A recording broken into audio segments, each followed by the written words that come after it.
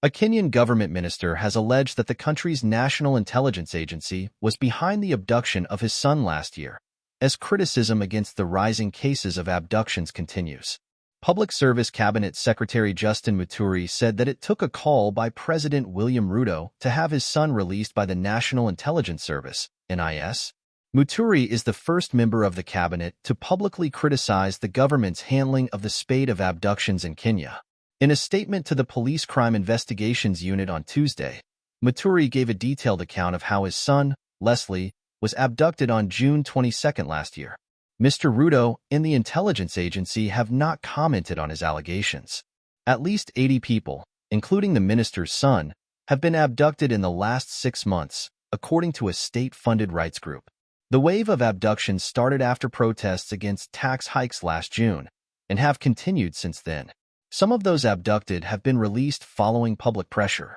Earlier this week, the minister told journalists that he had not received answers about the abduction of his son, despite reaching out to top security officials. Muturi said the Directorate of Criminal Investigations, DCI, subsequently urged him to record a statement with them, telling him the matter was still under investigation. In his statement to the DCI, Muturi recalled calling the Inspector General of Police, the Interior Minister, the DCI head, the head of the intelligence agency, and other top officials as he desperately looked for his son, but, he added, all were unable to help. He said that he also messaged Ruto, but later decided to visit his official residence to raise the matter directly with him.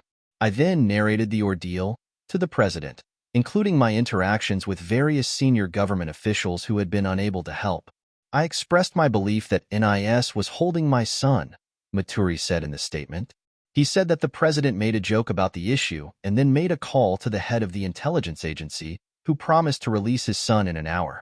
I heard the president ask NIS Director Nordin Haji if he was holding my son. He confirmed that indeed he was holding my son, and the president instructed him to release Leslie immediately, Muturi added. Muturi has faced calls from some government-allied politicians to resign for publicly criticizing the government in which he serves. Foreign nationals have also been abducted, including prominent Tanzanian activist Maria Saranjit Sehai, who on Monday narrated how she was kidnapped by armed men and released several hours later. Last year, Ugandan opposition leader Kizza Besigye was kidnapped in Kenya's capital, Nairobi, allegedly by Ugandan security officials, and taken across the border for trial by a court-martial. Muturi's public mentioning of Ruto's name in connection with abductions is a defiant challenge to the president, and is seen as being against the principle of collective responsibility in government.